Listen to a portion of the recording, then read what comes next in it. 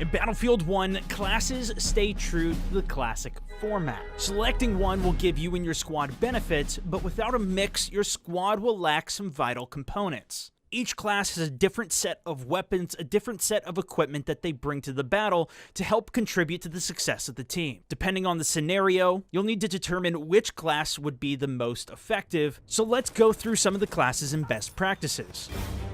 Ideal to taking down close-range infantry and land vehicles, Assault's primary weapons include shotguns and submachine guns. Stick to the trenches and buildings to maintain cover and catch the enemies up close. Their equipment includes some heavy explosives, anti-tank grenades and dynamite for up close and personal, with an anti-tank rocket able to take down targets from long range. With infantry only, this is the best class to take down tanks. Work together with a few others and you can bring them down in no time. Medic is one of the most well-rounded and most appreciated classes in Battlefield. Great for almost all scenarios, he's armed with a medium-range, single-fire, or semi-auto rifle. You can at least get into the gunfight or lay down some suppression, if not kill the enemy, while also being a huge value add for your team. Able to heal injured teammates and get them back on the battlefield faster, and even reviving fallen teammates if you can get to them fast enough. You can also combo this equipment or even switch it out completely for the rifle grenades, capable of launching smokes, frags, and even light anti-vehicle rounds farther distances than the average throw.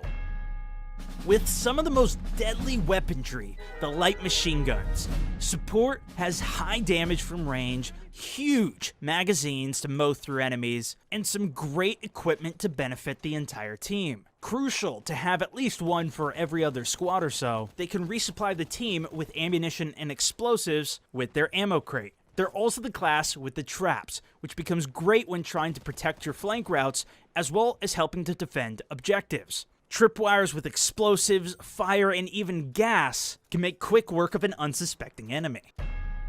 Finally, the Scout is best known for hanging back and picking off enemies with the sniper rifle. Designed for long-range support, these sharpshooters can suppress and kill enemies from hundreds of meters away, having to deal with bullet velocity and drop-off. It requires a lot of skill, but the reward is very strong. Besides kills, with the equipment, the snipers can contribute in other ways from range, including with the new spotting scope. This will allow you to scan the battlefield from extreme range, and rather than your average spotting, it will highlight the entire player or vehicle in red. They can also help take down vehicles with their special K-bullets. Target the right weak points on the vehicles to increase the amount of damage. If you find yourself in a lot of close range situations, you can also bring out the flare gun, capable of being shot up in the air and automatically spotting targets within the radius, or switch it to flash to blind the enemies. Try out all the classes and see which fits best with you. There will be different situations where some are better than others though. Learn those, master the equipment, and destroy on the battlefield. Thanks so much for watching. This has been Stone Mountain 64 for Battlefield Boot Camp.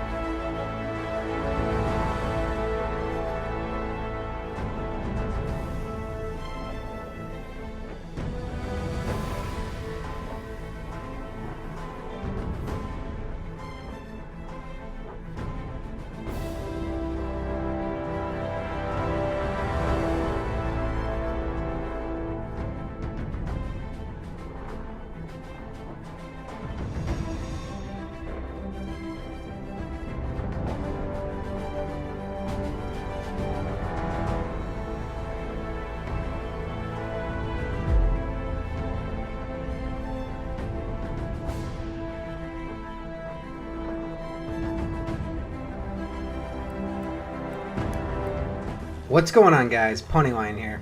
I've had a lot of recent requests asking me about making a tutorial for flying planes in Battlefield 1.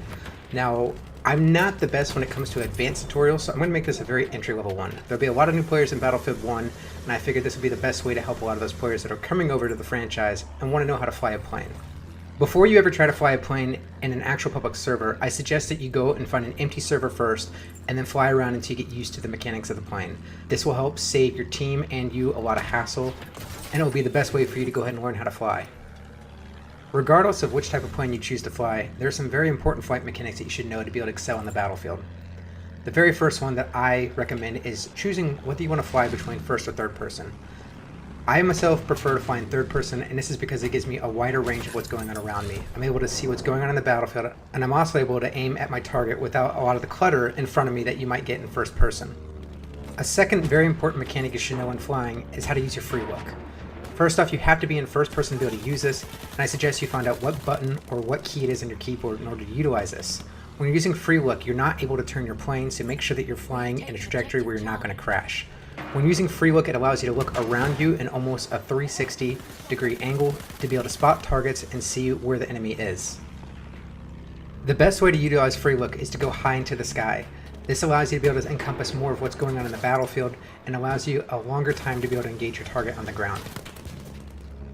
The last flight mechanic I want to go ahead and talk about is the self-repair function.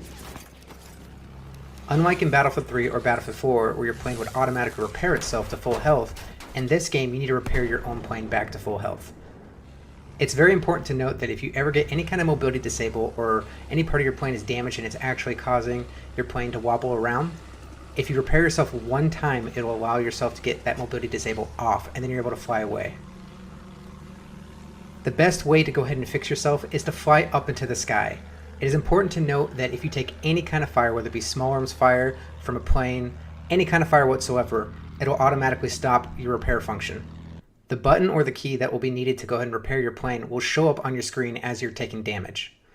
So just make sure you're taking note of your health, and when it's needed, go ahead and fix your plane. With basic flight mechanics covered, the next important topic is to go into the different types of planes and your target selection that you should have for each of these planes. The first plane, which is the lightest and most maneuverable of the planes, and also seems to be the fastest, is the fighter plane. Now, in regards to the loadouts, I'm not going to go into all the specifics of the different types of loadouts you can choose. The best way to go about this is to go into the customize screen and go over each of the loadouts, and I'll give you a description of what all the loadouts do, as well as what buttons do what functions for the plane. In regards to the fighter plane, it is a very solo-esque type of a plane. You're responsible as a pilot to go ahead and engage air first. Once there's no other air targets in the air, then you should be able to engage infantry and vehicles.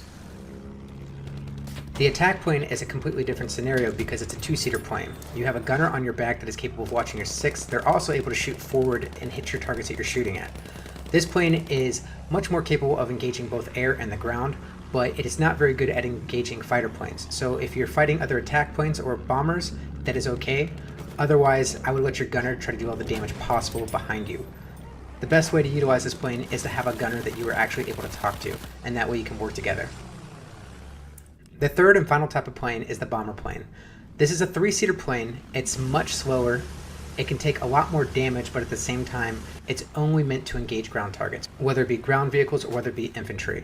You're very exposed, and it's very necessary to have gunners that you're actually able to talk to, because you're going to need to make sure that you work together to be able to keep planes off your back and planes that are coming from the front.